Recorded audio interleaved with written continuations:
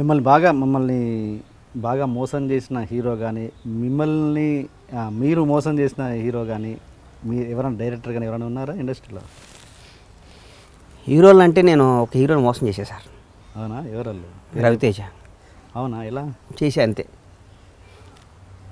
ఇది అడగొద్దు. రవీణకి చెప్పాను నేను, రవీతేజని మోసం చేశా. పేరు చెప్పకుండా చెప్పుంటే బాగుంటుంది. ఇన్సిడెంట్ ఇంపార్టెంట్, వ్యక్తి ఇంపార్టెంట్ కదా నా దృష్టిలో. రవితేజని మోసం చేశా. ఓకే, ఎందుకు పేర్లు అనవసరం పాపం. రవితేజని మోసం చేశా. రవితేజకు కూడా తెలుసు. రవితేజ చాలా మంచివాడు సార్. ఓకే. రవితేజ సినిమా తీస్తే ఫస్ట్ 5 కోట్లు మిగిలింది నాకు. ఆంజనేయులు. ఓకే. నేను ఆయన మోసం చేశా. చేయాల్సిన పరిస్థితి వచ్చింది, చేశా. ఓకే.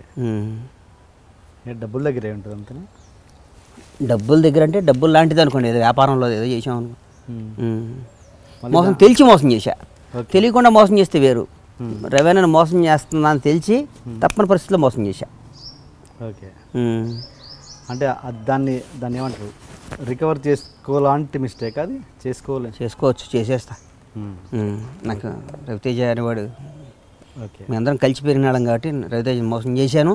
అది రవితేజకి తెలుసు, నాకు తెలుసు, చెప్పాను రవీణకి. మీ ఫస్ట్ హీరో ఆయనగా? ఆయన ఫస్ట్ హీరో ఆయనే. ఆయనతో మళ్ళీ సినిమా తీస్తా. ఓకే.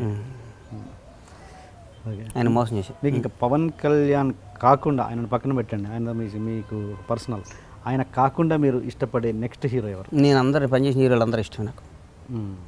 అందరం ఇండస్ట్రీలో హీరో అనేవాడికి నేను ఒకసారి ఒక ఇంటర్వ్యూలో ఒక స్టేజ్ మీద చెప్పాను సార్, హీరో పుట్టక ఒక అదృష్టం సార్. అవును. 100 జన్మలు పుణ్యం చేసుకుంటే హీరో పుట్టక. హీరోలు అందరూ అదృష్టవంతులే. అందరు హీరోలు నేను పని చేశానంటే వాడు నాకు ఇష్టమైన హీరోని. Please subscribe to iDream. Please subscribe for more videos.